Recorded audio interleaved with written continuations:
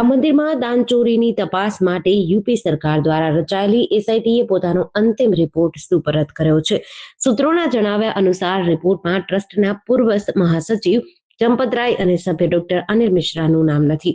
ગૃહ વિભાગે આગળની કાર્યવાહી માટે રિપોર્ટ રામ મંદિર ટ્રસ્ટના અધ્યક્ષ મહંત નૃત્ય ગોપાલ દાસને સુપરત કર્યો છે. તેને ટ્રસ્ટની 2 સપ્ટેમ્બરે યોજાનારી બેઠકમાં રજૂ કરવામાં આવશે. દાનચોરીનો મામલો સામે આવ્યા બાદ રામ મંદિર ટ્રસ્ટે રાજ્ય સરકારને એસઆઈટી તપાસ માટે વિનંતી કરી હતી.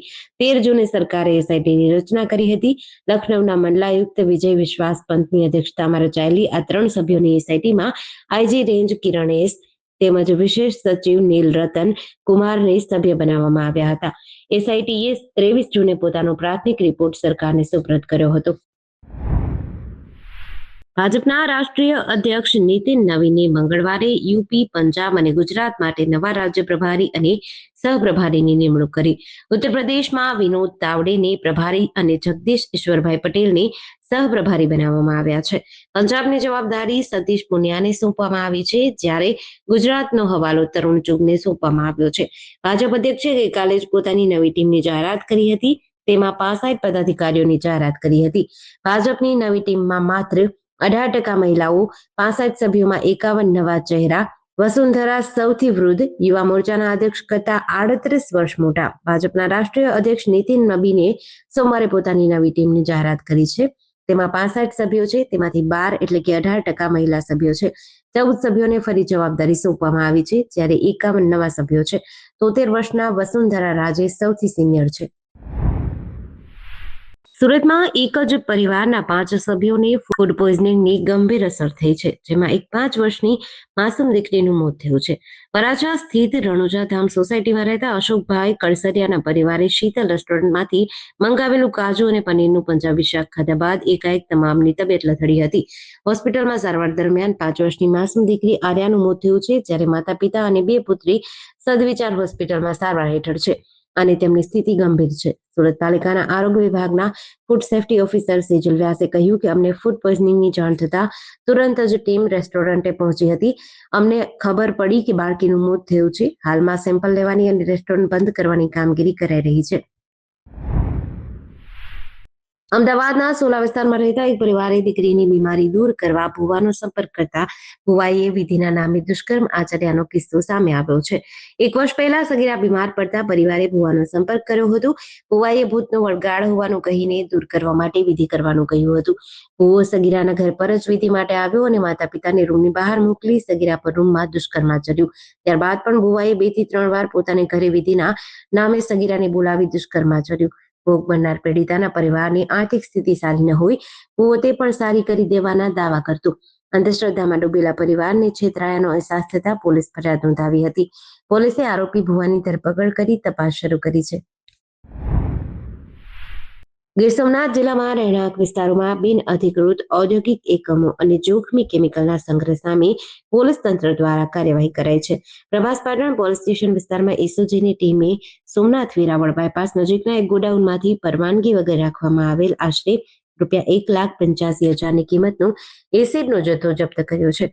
પોલીસ અધિક્ષક જયદીપસિંહ જાડેજાના માર્ગદર્શન હેઠળ SOG incharge police inspector R R. Raijada અને પીએસઆઈ એસ.જે. સોલંકીની રાહબરીમાં SOG team Prabhas Patan police station વિસ્તારમાં પેટ્રોલિંગ કરી રહી હતી.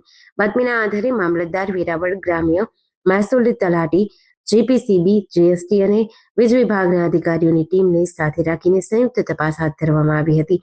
આ તપાસ ભાલકા એકતાનગરમાં આવેલી એક કેમિકલ મેન્યુફેક્ચરીની તપાસ અને તેમાં વપરાતા રો મટીરિયલ્સ અંગેની વધુ તપાસ બાદ કરવામાં આવી હતી. ભાવનગરના ઉખરલા ગામમાં મોડી રાત્રે ગંભીર ઘટના બની હતી. વાડી વિસ્તારમાં 11 લોકો જુગાર રમતા હતા. આ દરમિયાન ભાગોની બૂમ પાડતા જ દોડેલા 4માંથી 3 લોકો કૂવામાં પડ્યા અને તમામ 3ના મૃત્યુ થયા, જ્યારે એક વ્યક્તિ કૂવા પાસે લટકી રહ્યો હોવાથી તેનો બચાવ થયો હતો. મૃતકમાં રાહુલ પોપટભાઈ ચૌહાણ, નિલેશ ડાભી અને અજીત સિંધાનો સમાવેશ થાય છે. બનાવને પગલે મોટી સંખ્યામાં મૃતકના પરિવારજનો સરટી હોસ્પિટલે પહોંચ્યા હતા. મૃતક અજીતસિંહના દીકરા કુલદીપસિંહે જણાવ્યું હતું કે સવારે જુગાર રમવા ગયા હતા અને પડી ગયા હતા. કોઈ માણસે એમનેમ થોડી ભાગે, રેડ પડી હોય તો જ માણસ ભાગે.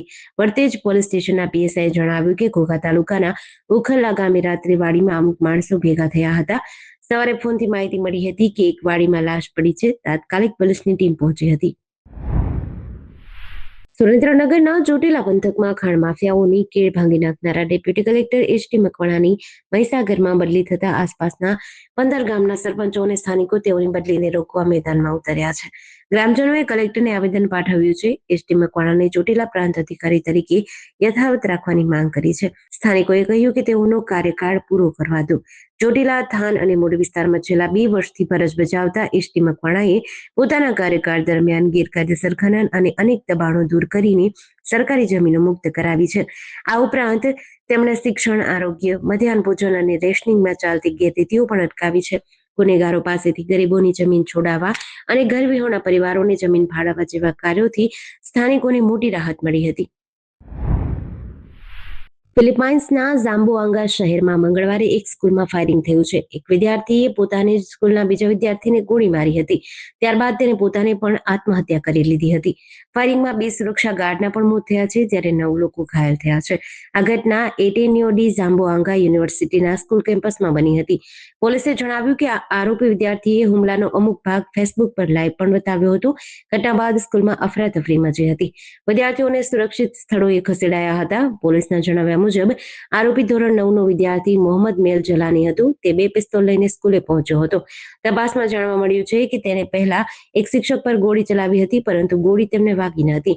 ત્યારબાદ તેણે ધોરણ 10ના એક વિદ્યાર્થીને ગોળી મારી દીધી, જેમાં તેનું મોત થયું. પછી તે સ્કૂલના ઉપરના માળે ગયો અને ત્યાંથી કૂદીને પોતાનો જીવ આપી દીધો હતો. ગાંધીનગરના સેક્ટર 16ના ડોલીપાન પાર્લરની આડમાં નશાના શોખીનોને ભારતીય બનાવટના વિદેશી દારૂ અને બિયરનો જથ્થો પણ વેચવામાં આવતો હતો. જેની બાતમી મળતા જ લોકલ ક્રાઇમ બ્રાન્ચની ટીમે દરોડો પાડી બુટલેગરની 25,000થી વધુના મુદ્દામાલ સાથે ઝડપી લઈ કાયદેસરની કાર્યવાહી હાથ ધરી છે. ગાંધીનગર એલસીબીના પીઆઈ ડીબી વાળાની ટીમ સેક્ટર 21 પોલીસ સ્ટેશન વિસ્તારમાં ખાનગી વાહનમાં પેટ્રોલિંગમાં હતી. તે દરમિયાન બાતમી મળી હતી કે સેક્ટર 16માં ડોલીપાન પાર્લર ચલાવતો મોઇન ખાન મયુદ્દીન મોગલ તેના પાર્લરમાં જ પાન મસાલા સાથે નશાના શોખીનોને વિદેશી દારૂનું પણ છૂટક વેચાણ કરે છે. પોલીસે દારૂ અને મોબાઈલ મળીને ₹25,000થી વધુનો મુદ્દામાલ જપ્ત કરી બુટલેગર મોઇન ખાનની ધરપકડ કરી કાયદેસરની કાર્યવાહી હાથ ધરી હતી. અમદાવાદ ક્રાઇમ બ્રાન્ચે વોચ ગોઠવીને ગેરકાયદેસર હથિયારોના જથ્થા સાથે જુહાપુરાના 2 શખ્સને ઝડપી લીધા છે.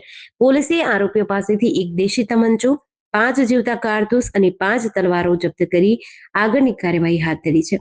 ક્રાઇમ બ્રાન્ચની ટીમને બાતમી મળી હતી કે જુહાપુરાના સંકલિત નગર વિસ્તારમાં રહેતો રઝીક ઉર્ફે રાજુ કુરેશી પોતાના ટુ વ્હીલર પર હથિયારો લઈને દાણી લીમડા તરફથી પસાર થવાનો છે.